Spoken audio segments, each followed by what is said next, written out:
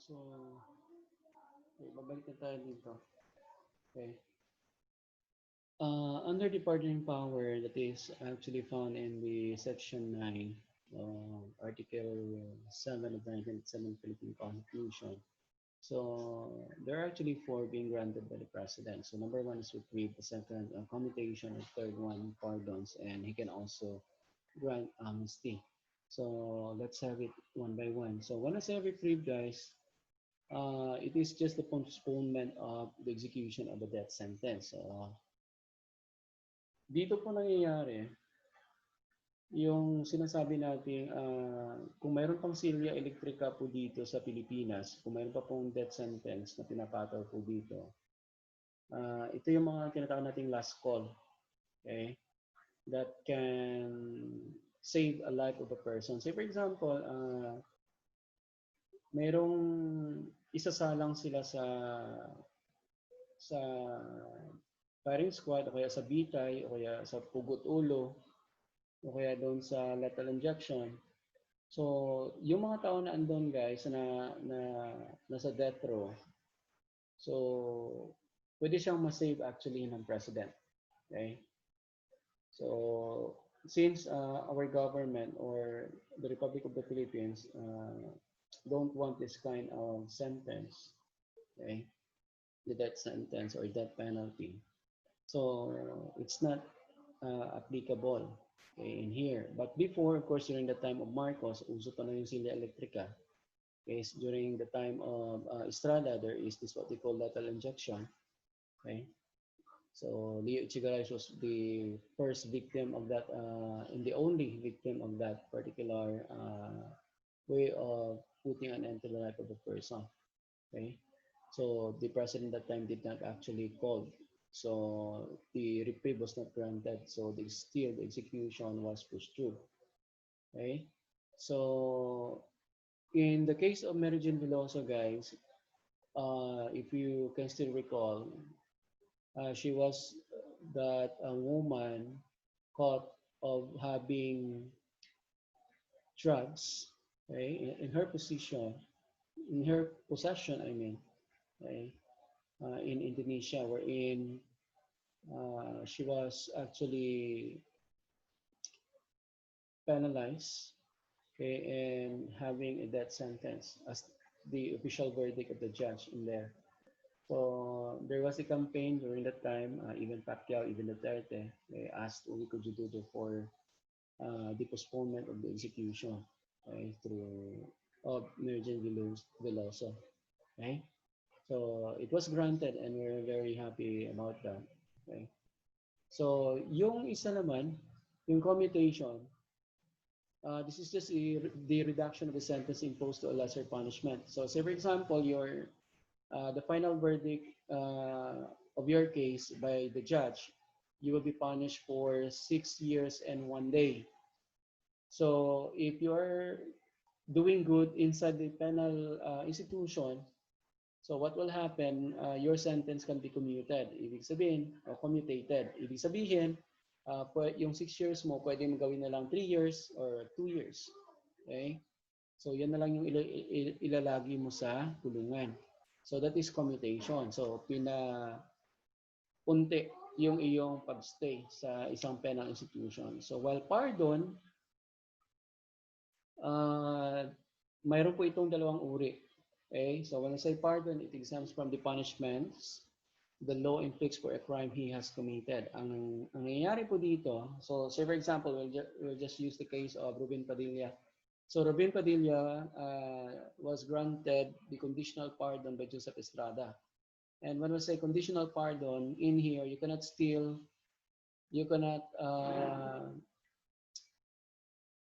enjoy your political right, okay, in that particular grant.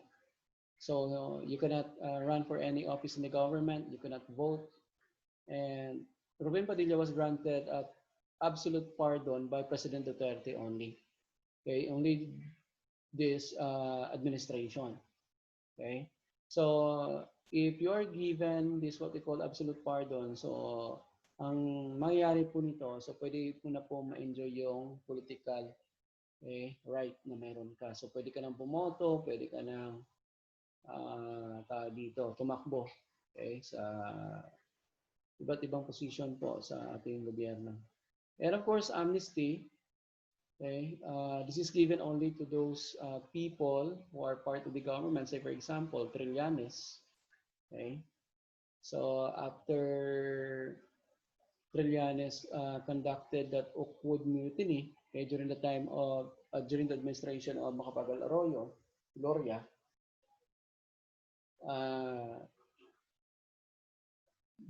Ninoy, the President of the Republic of the Philippines, granted him this what we call amnesty. Ibig sabihin, parang walang nangyari because if you're given amnesty, it abolishes the offense of which one is charged. So parang wala lang, wala kang record. So ganun katindi yung amnesty at saka pardon. So we have also Section 20. This is now the borrowing power of the President. So the President may enter into contract or guarantee foreign loans on behalf of the Republic of the Philippines with the prior concurrence of the Monetary Board and subject to such limitations as may be provided by law. So ang nangyayari po dito, so we've just signed, and he will just pledge actually, So on behalf of the Republic of the Philippines, I, Rodrigo Duterte, parang ganun yung naka-state doon. So these particular foreign loans should have the concurrence, should be concurred actually by the monetary board of our country. Without that, so hindi rin pwedeng basta-basta na lang mag-borrow po tayo. Nakaka-borrow po tayo ng pera o loan sa ibang mga bansa. O sa iba pang mga global financial institutions, kagaya ng World Bank, kagaya ng IMF. And different international banks, of course. So we have also this what we call diplomatic power. So that falls under Section 21 of the 1970 Philippine Constitution, still under Article 7.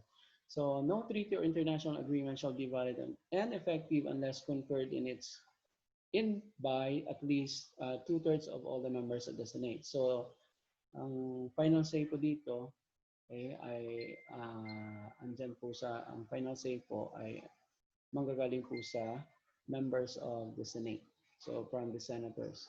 So they must have at least 2/3 votes, for the president to enter into treaty or international agreement.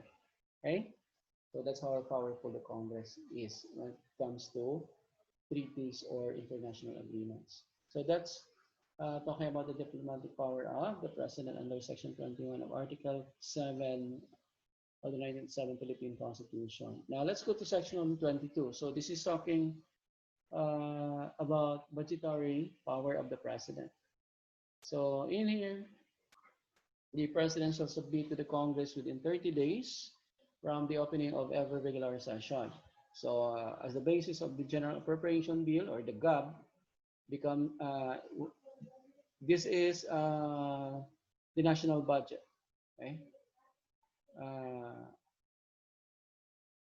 When it becomes a law, so it will now be called as GAA. So from GAB, from General Appropriations Bill, it will now become GAA. So GAA means General Appropriation Act.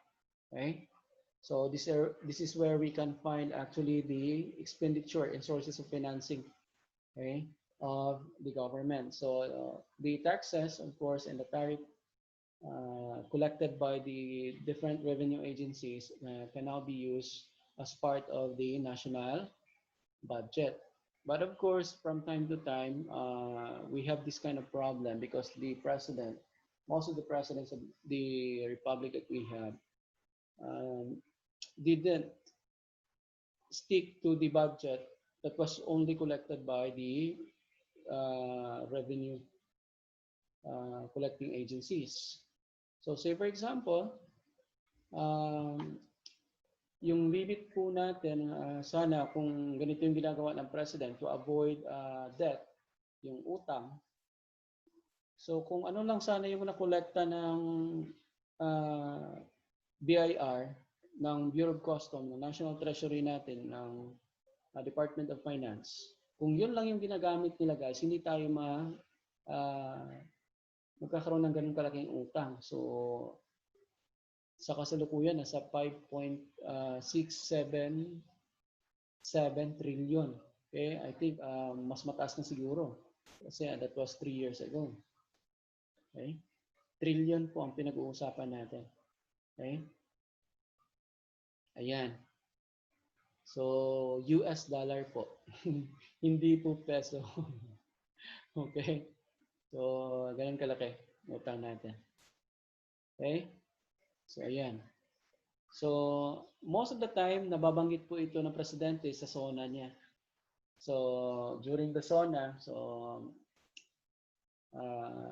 sinasabi niya na ito ay para po mapaghandaan po ng ating collecting agencies.